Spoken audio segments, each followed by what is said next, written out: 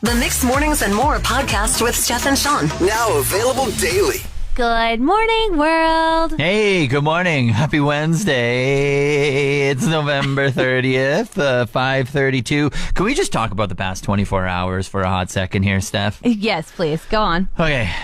Massive snow dump. Mm-hmm. Minus 30. Yeah, thanks for that. Dark before 4. Wow, you're coming up with a lot of terrible things right now. All right. A bomb threat. Yep. An earthquake. More than one. How are we feeling? Are you okay? Okay so far. My toes are still cold from my drive to work. The earthquake, not something I ever had on my bucket list. My whole life I grew up saying I live on the Canadian Shield. I obviously don't anymore over in Alberta, but I still didn't expect to experience that. Yeah, that was interesting. It was so interesting because our boss texted me around like 4:45 last night, and he was just like, "Oh, earthquake, do you feel that?" I was like, "No, I thought it was just like Terry, my neighbor, with his jacked up truck driving by." I was like, that's what it usually feels like. In fact, Terry's truck makes the house rumble more than what that earthquake did. So, I don't know. It was interesting. Oh, my goodness. Yep, we can say we've lived through a lot over the last 24 hours, probably for the rest of our lives. We'll be like, yeah, on November 29th, this happened. So many subscriptions out there today. You could literally sign your entire paycheck away for every monthly thing you have to pay for these days. Big time. I'm seeing a lot of them for like just obscure things. Yeah, like Ferrari came out with needing to pay extra thousands a year just to have your car go as fast as it's supposed to go on. I did see, I just saw that one. It's like, oh, you want faster acceleration? $1,000 a month. I was like, no, I'll drive slow. Yeah. It's really icy here anyway, so I didn't want it. So crazy. It's like they're putting a governor and then a second governor in the car. Yeah. But little old me, the subscription that was really grinding my gears was the Apple TV subscription. Oh. So about a year and a half ago, I got a new iPhone and it came with a year supply of Apple TV. But of course, when you sign up, even though you're getting it for free, they make you put your credit card in so they can keep charging you quietly afterwards. What? Yeah. So I did that. And since June, I don't know, $5 has been coming out of my account. Oh, you've been paying for it. Yep.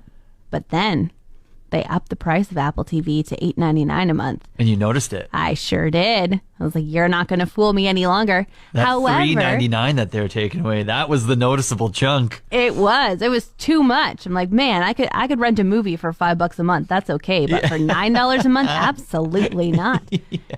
But subscriptions are so hard to cancel these days. Yeah, I actually had to Google how to cancel Apple TV subscription because it's not easy. You can't do it on any mobile device anymore. You have to legit log on to a PC or a laptop, and then you have to either like find the sneaky link that they have somewhere in their settings, or they have like, oh, you actually have to call this number, and then you have to do a math test, and then you have to do this, and then we'll consider you canceling. It's so true. And then they're like, oh, and why would you leave us? Why don't you let me call you back next month and see if you actually want to leave? I'm like, no, I'm leaving now. No, the trick is you always say it's too much money, and then you force them into maybe like A, either giving it to you for free again, or B, if you really, really want it, you can like bargain down to maybe like $1 a month or something. I might have done that before. Okay, good to life hack.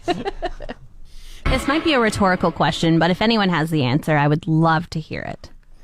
Why do Christmas lights go away into the box after the Christmas season and they're completely fine? They've lit up your tree for a month or so, or they've lit up your house for a month or so. And then while they're in the box for 10 months, something happens to them. And when you go to take them out again, they don't work. But only like half the string doesn't work. Or now, do you do a year-end inspection to make sure they're all working? No, I just unplug them and take them down because they were all working just fine. Like, okay, I don't make sure none of the light bulbs are wiggly. You need to do an inventory, like bulb 1 through 372, and be like, well, number 7 was working in January, and when we set it up in November, it wasn't working. You need to cross-reference a little Shawn, bit. That's way too much work.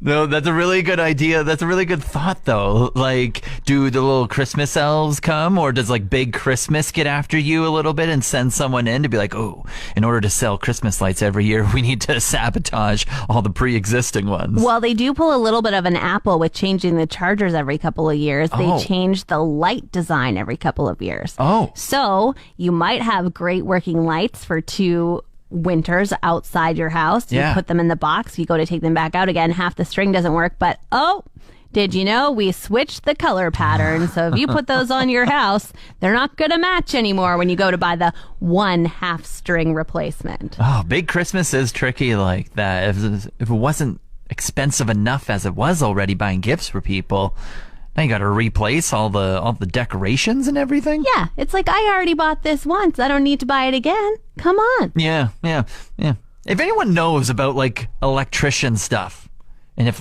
lights just dull over time sitting in a dusty closet, maybe you can educate us, or maybe it's just big Christmas. Either or. No matter where you look today, who you talk to, everything's coming up earthquake, Steph. Very, very true. You cannot scroll anywhere without seeing somebody say, I didn't feel it, or I did feel it. Did you feel that? That was scary. And rightfully so, because this could potentially be the largest earthquake that Alberta has ever seen in its lifetime. I was looking at some research here, and back in 2001, magnitude 5.4 earthquake was felt right on the Alberta-BC border, right up north near Dawson Creek. And that is, right now, the largest one. I guess with everyone's learning about earthquakes in the past 24 hours, just doing their research. So the magnitude can change once they do more research and stuff. So the one of the 4, whatever, last night was reported as a 6.0, which would beat that by, 0.6? Something. Whatever unit they go by. And so, but that already got downgraded. It already got downgraded from a 6.0 to a 5.8. So I think they're going to do more research today, and we should have an official number. And so if it doesn't get downgraded anymore, we felt the biggest earthquake Alberta has ever seen last night. Wow, amazing. And I think a lot of us have always thought we're kind of immune to earthquakes here in Canada. It doesn't really happen very often. I saw John post and say, I'm going to stop throwing out those earthquake brackets that come with bookshelves and start actually using them. And it's like, wow, never really thought about that. All those things. Too, when you watch 90s television, there was the quicksand that you thought you had to hear, and also earthquakes. A lot of times they would be like, oh, get in a door frame or get under the table and things like that. And I've never thought about those things, but last night I was like, what are those earthquake tips again? Exactly. Yeah, because I'm on the bottom floor, so I'm cool. I think that's not what you do. You go to the basement, you go to the bottom floor, you hide under a table, something along those lines, not near windows or glass or anything like that. I think I've seen it in a movie, so I'm sure it's true. I'm kind of looking at you like, sure, Shawn, that sounds right. I wonder if maybe you should actually step outside of the building. Couldn't the building fall on you then? That's my question. But I guess it falls on you if you were in the bottom floor. Well, I'd rather be away from the elements. We've been researching the wrong thing. Forget how big the earthquake was. We need some safety tips. Safety tips. I think salespeople can see me coming. The ones. You're weak. You're vulnerable. They know it. They can sniff it out of you. Like, yeah, we can talk to her for 20 minutes. It's so bad. But like, even when I have no intention of buying the thing that they've approached me to sell me, I still feel like it's rude if I walk away or say no thank you at the beginning. Do you notice them when you're like walking out of the store or anything? I try really hard. No. Do you notice them? Yes. Do you make eye contact and smile? Yes. Yeah, of course you do. Of course they suck you in. Absolutely. You're a sucker. You're a sucker. You walk by and you're like, no, not today. I don't need this. I know I don't need it. I see the billboard. I see what you're doing. Not for me. But knowing you just have the biggest smile on your face. You're like, wow, you look great. I'll definitely have a conversation with you. I just want to give the acknowledgement that they exist. I feel like a lot of people are like, nope, don't, like, covering their eyes to not. That's me. Possibly make eye contact. So I feel like they need to have a little bit of encouragement of, yes, you are still a human. Hello. But then I get sucked in and I spend 5 minutes talking to them about what they're selling, even though I know I'm not going to buy it. And then I spend the evening thinking about how rude it was of me. So I think I have a way where I can value and I can make you feel good about not talking to them. Okay. You can value their time because you know you're not going to purchase it. You can say, hey, I'm going to save you some time so maybe you can grab someone else. I'm not buying this, so stop wasting your time on me. Spend your time with someone else. So that should be my line. I should just be like, hey, I don't want to waste your time because no. And now that clears your conscience. That is a good idea because one time I did waste somebody's time. They were selling I don't know, some sort of hospital lottery ticket in another city, and the tickets were over $100, and I was like a student at the time, and I said like, oh no thank you. They talked to me for 5 minutes. I felt so bad for wasting 5 minutes of their time that I invited them for dinner. You're like, I don't have money, but I can cook you a meal. I was just like, oh, I'm having people over for dinner. You can come if you want. Here's my... Look, yeah. I'm a student. It's just going to be chicken nuggets and ketchup, but at least I'll feed you. I had a ton of errands to do yesterday, but when I left work around 1 o'clock, looked out the window, saw that it was snowing, saw that it was minus 32, and I was like, you know what I should do instead of running errands? Uh-huh. Just lie in bed all day. I was going to say, it doesn't take you much...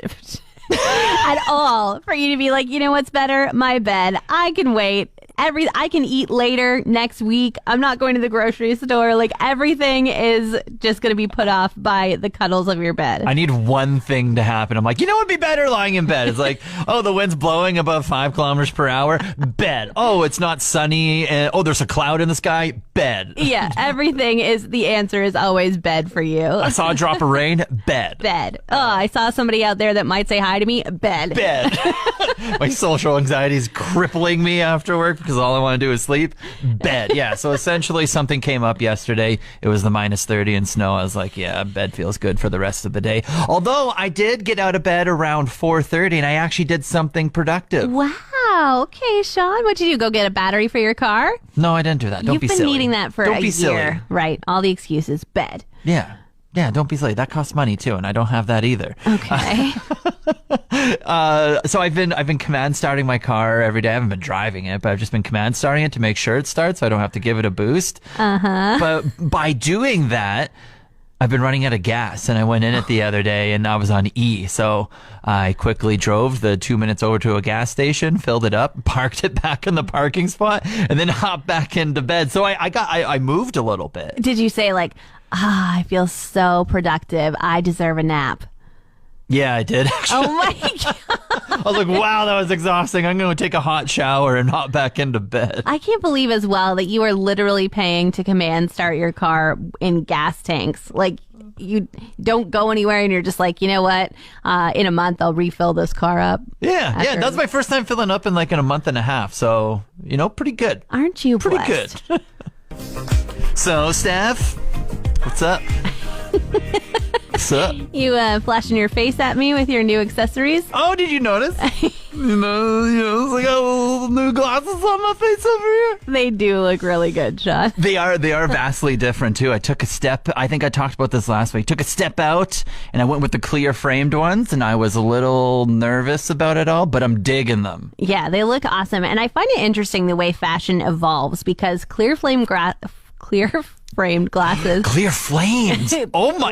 You might have just went the next step. We got to pitch this to someone. Yeah, I could. Okay, we need to shut up about it. I got the clear framed ones on right now. You do. And when I first saw them coming into style, like celebrities were wearing them and stuff, I was like, wow, they look like they're wearing safety glasses. That's awful.